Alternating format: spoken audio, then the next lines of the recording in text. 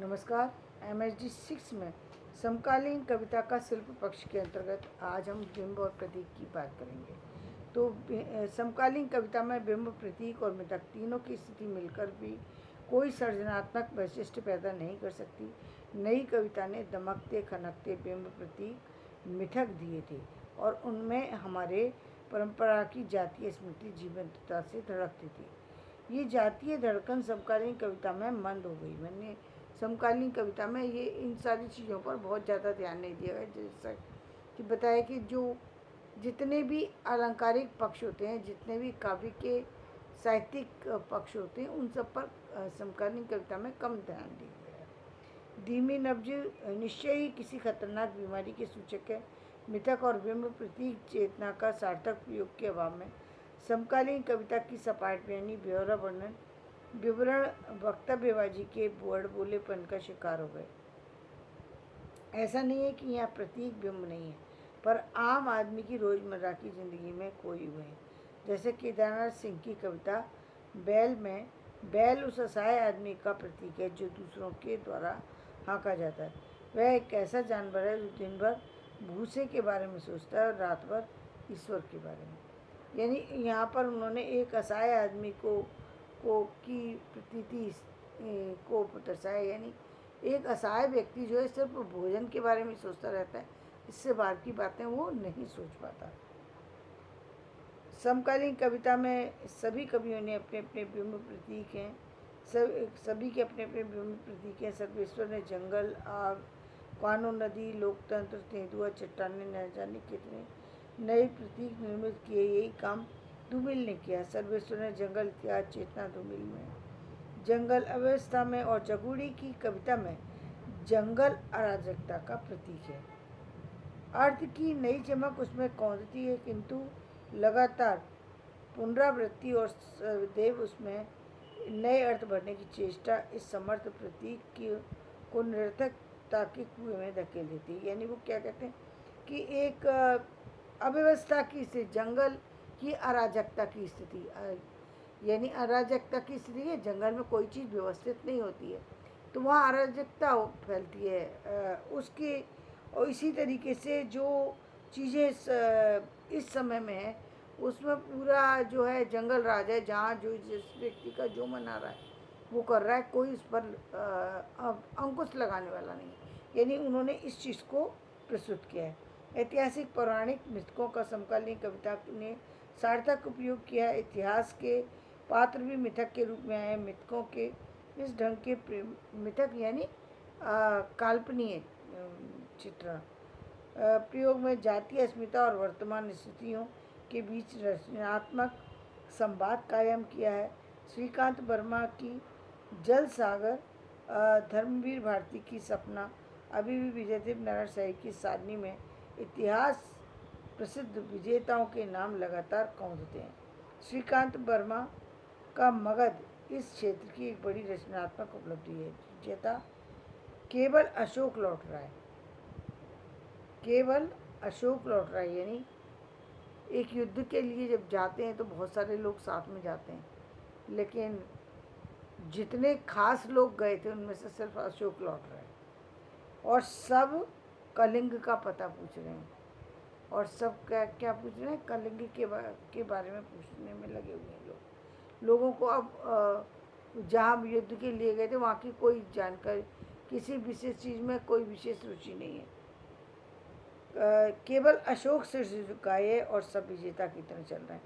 अशोक को, क्योंकि उसने इतने सारे लोगों को खोया है, केवल उसको ही दुख उन सबका दर्द महसूस हो रहा है। बाकी सारे लोग क्योंकि युद्ध जीत कर के आए हैं इसलिए विजेता की तरह चल रहे हैं।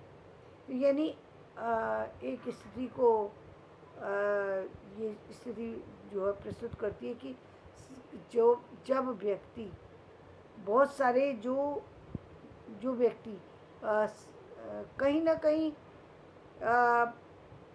जो किसी बड़े पद पर हैं और बड़े काम के लिए निकलते हैं, और जब किसी बड़े काम का मकसद तो कंप्लीट हो जाता है लेकिन उसमें अपने कुछ विशेष लोगों को खो देते हैं।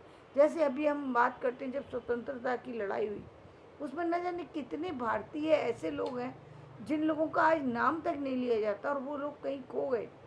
तो एक तरफ कुछ लोग इस स्वतंत्रता की जीत पर खुशियाँ मनाते हैं, तो वहीं कहीं कुछ लोग ऐसे हैं जो जो लोग खुश उन खुशियों में साथ तो थे, लेकिन उनके मन में उन लोगों का दर्द भी समाया हुआ था जिन लोगों को वो साथ लेकर गए थे, लेकिन जब लौटे तो वो लोग उनके साथ नहीं थे। बहुत सारे लोग ऐसे रहे होंगे जिनके जिनके दिल जो है उस दर्द से लबालब होंगे, लेकिन समस्या ये थी कि जब जब असली समय आया एक होने का, तब लोग बिखर करके रह गए।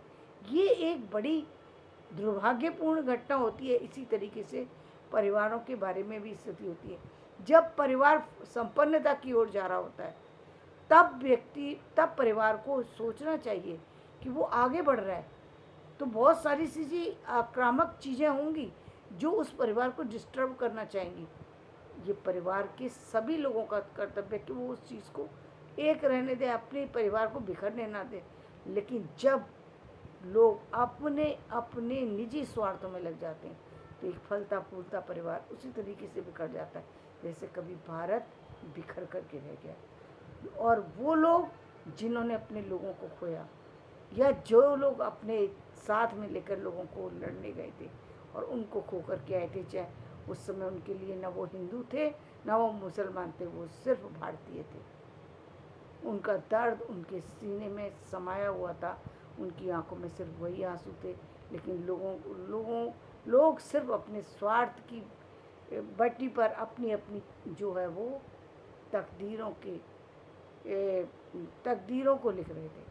तो ये बड़े विडंबना भी है और बड़े दुख की बात है कि लोग उस समय जिस समय एक होना चाहिए उस समय भूल जाते हैं और उस समय अपने फलते फूलते परिवार को बिखेर देते हैं और फिर उसको जोड़ने की कोशिश करते हैं।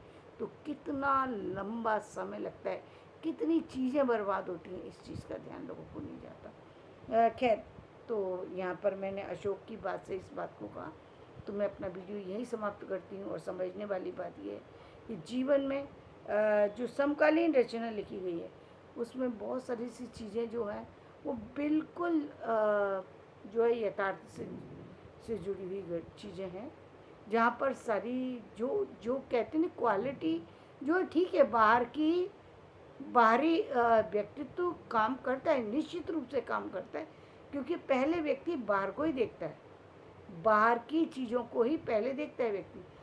लेकिन इसका मतलब ये नहीं है कि आप आंतरिक चीज़ों को देखना भूल जाएं, उस मूल चीज़ को ही देखना भूल जाएं। जो मूल गुण हैं व्यक्ति के उनको भूल गए, जो मूल स्वभाव है उसको भूल गए, तो फिर क्या होगा? फिर बाद में व्यक्ति को कहीं ना कहीं उसका अभाव खटकता है और वो परेशान होता है। तो धन्यवाद, मैं अपना वीडियो यही समाप्त करती हूँ। मेरा वीडियो पसंद आए तो इसे लाइक करें, शेयर करें।